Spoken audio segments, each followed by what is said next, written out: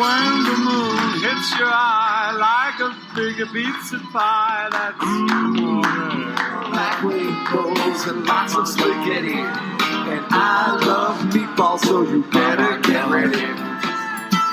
Rocky Mountain High. Rocky Mountain High. Rocky Mountain High. Yeah, let's do this. Welcome back, ladies and gentlemen, to another week of Stoned Appetit, brought to you or presented by the No Vacancy Colorado group, or company, or whatever we are, with your host, Kip Wilson, coming to you this week from Morin at the corner of Wazee and 15th in the old Wazee Supper Club.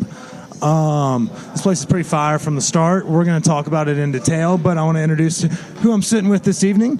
My co-host, Bama. How are you, brother?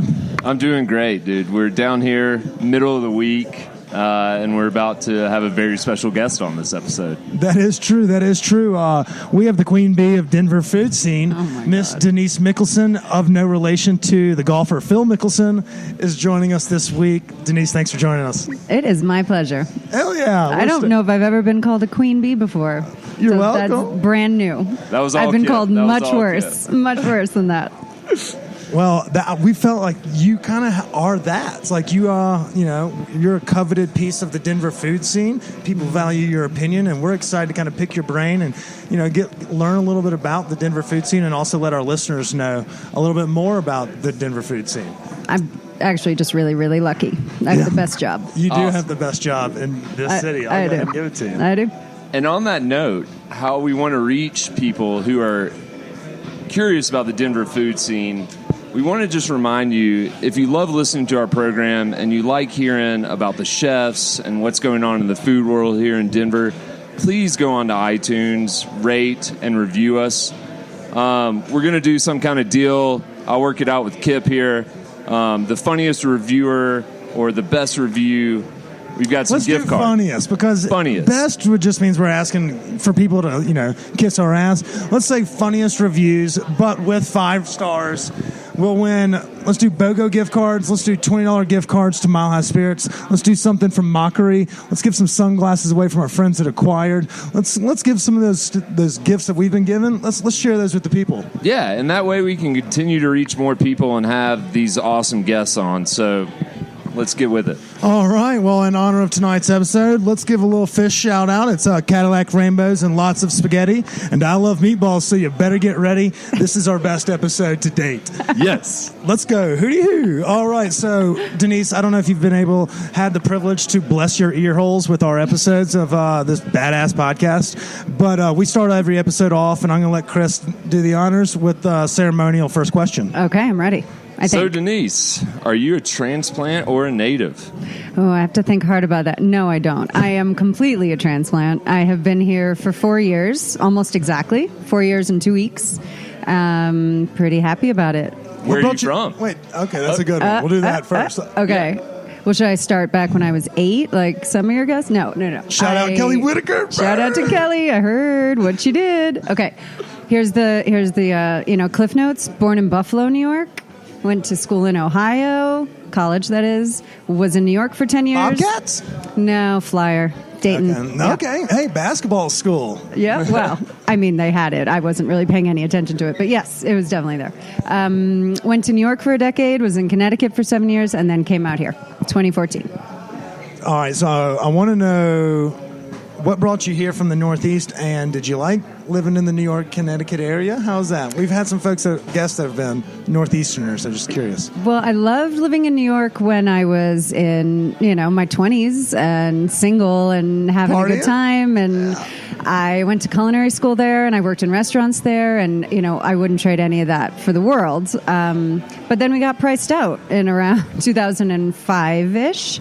Ended up moving to Connecticut, not the fancy posh part on the water, more like Danbury, Connecticut, the more, blue-collar section in the middle of the state for a job. Not your Greenwich folk? No, I was not in Greenwich. When we looked at what we could afford down on the water in Connecticut, it was frightening. I would have been unable to walk my dog alone at night. So we moved kind of up a little more north, and that was very suburban, and we didn't like that. So we feel kind of like Denver's like moving back to Brooklyn. We loved living in Brooklyn, and so we're pretty psyched to be here. And I came for a job. I came to work for Craftsy, which is no longer called Craftsy, but it is a company over in Denver Place at 18th and Curtis that it's a startup, and they make video content for hobbyists, and they had a cooking and baking vertical. For hobbyists or lobbyists? Obvious. Okay, Video content for lobbyists.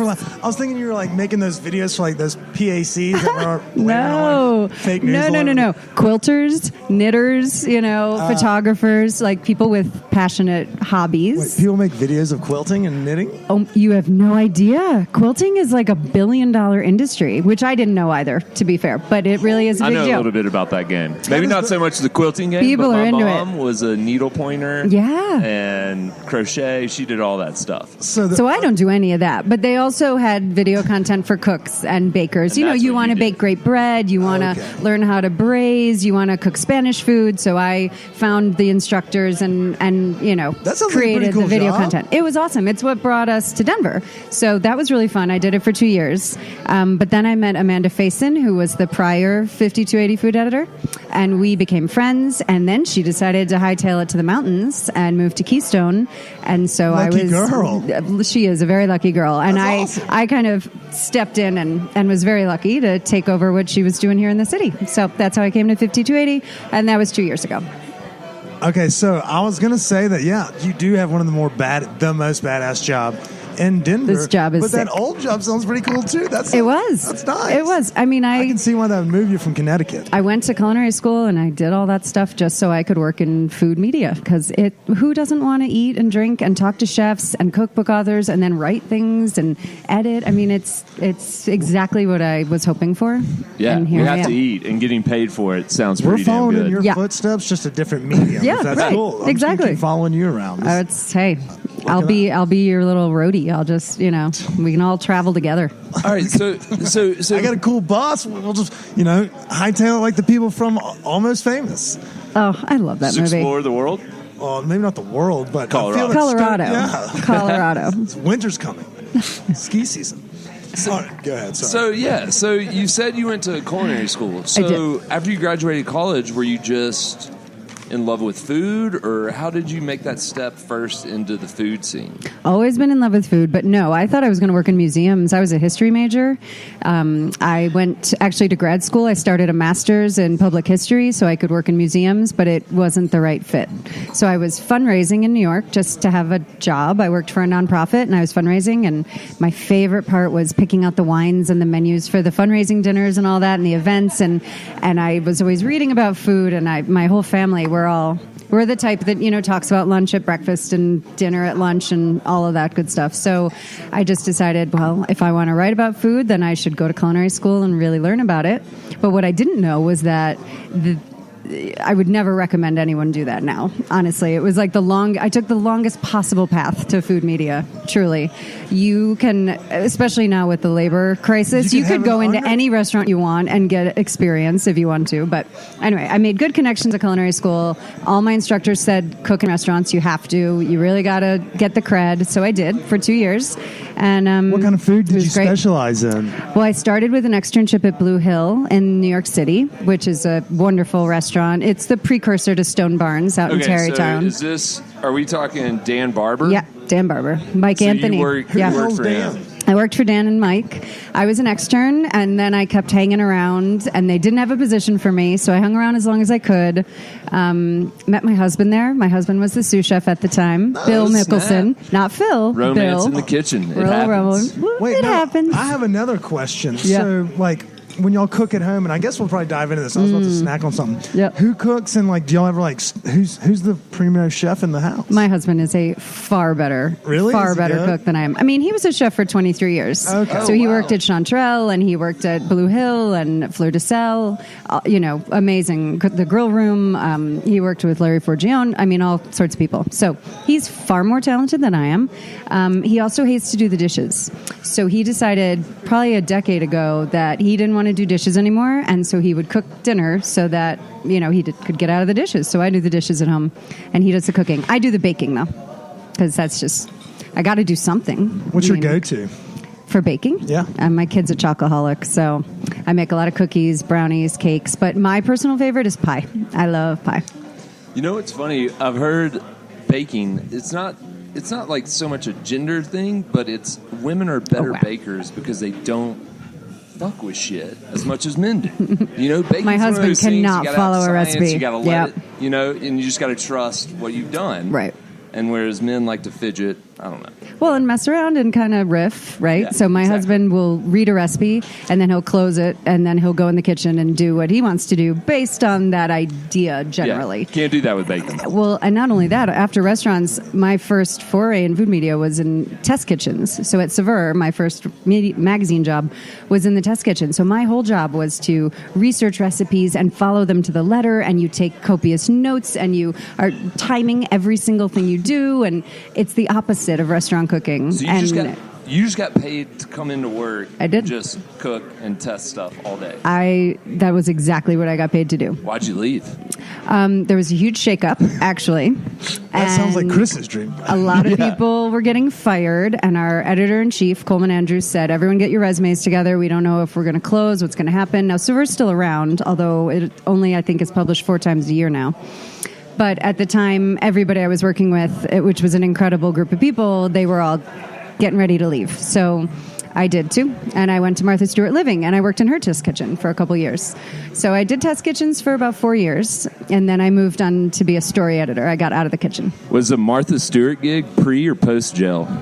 My first day was her first day out on home arrest. Get out! That's awesome. In my orientation, we had to stop and watch the news coverage of her in her poncho getting out of jail and being sent to her house with her ankle bracelet. Kid you not. That's incredible. Awesome. It's like, I'm so glad you brought that up. You know, like most people will be like, where were you when OJ? You know, like something like that. Yep. Where were you when Martha Stewart got out of jail? I was in her test kitchen. I was in the HR department getting ready to go work for her. The irony that the HR department, that would be even better. Yeah. Right? Fire taxes. We must stop Don't now do and cap watch tax. Martha getting out of jail. Okay, let's resume. Okay, and side note here, this just came up when I was looking Insider into some trading. background information on you. When you said you're at That Saveur, sounds kind of weird, by the way. I know, I was going to What say. kind of digging did you do? What? Right, this is profile pages, all that kind of stuff. Oh my I got friends. God. Anyways, Camas Davis. She was. Does that name sound familiar? Camus Davis. Oh, Okay. of course. She was the research Man, you're editor at not Saveur when killing I was the there. names today. So It's not a very common name. I just Cut him picked some up- slack. I just picked up her book, She's amazing. Killing It. Yep. And was this around that time when you were there when she just said like, Oh, no, that was after. So she was the research editor at Saveur then, and she Okay. had come from Portland Monthly because she's an Oregon girl. And then what happened? I'm not sure where exactly. She stayed at Saveur for a while. And then, I mean, she started her meat collective not too long after. I don't know the exact timeline. So But I yeah, guess- no, we're still in touch. I gotcha. So I guess what we were going to ask you with that whole deal was, if you could ditch your life here and go anywhere, where would you Oh, go? jeez. That's such a good question. I don't want to Thank you. ditch my life here, but you certainly stopped me. I think I would probably... Just think Powerball money, where it's I know. it's not even matter anymore. I think I would travel, because if I have a regret, it is not, the career path that I've taken, but it's the fact that I have literally gone from job to job to job in a very lucky, blessed way. But I haven't had more than 10 days off ever. I mean, really, I don't think so. I haven't traveled as much as I should, especially for a food person. So if I won Powerball, I would be Europe, Asia, Australia. I would just be traveling. All right, so let's say that, God forbid, you get a week off. I have a week off next week. Oh, congrats. I love I that one, have too. 5 days, baby. Congrats. Okay, let's say 2 weeks, free plane ticket anywhere. Where are you going to go do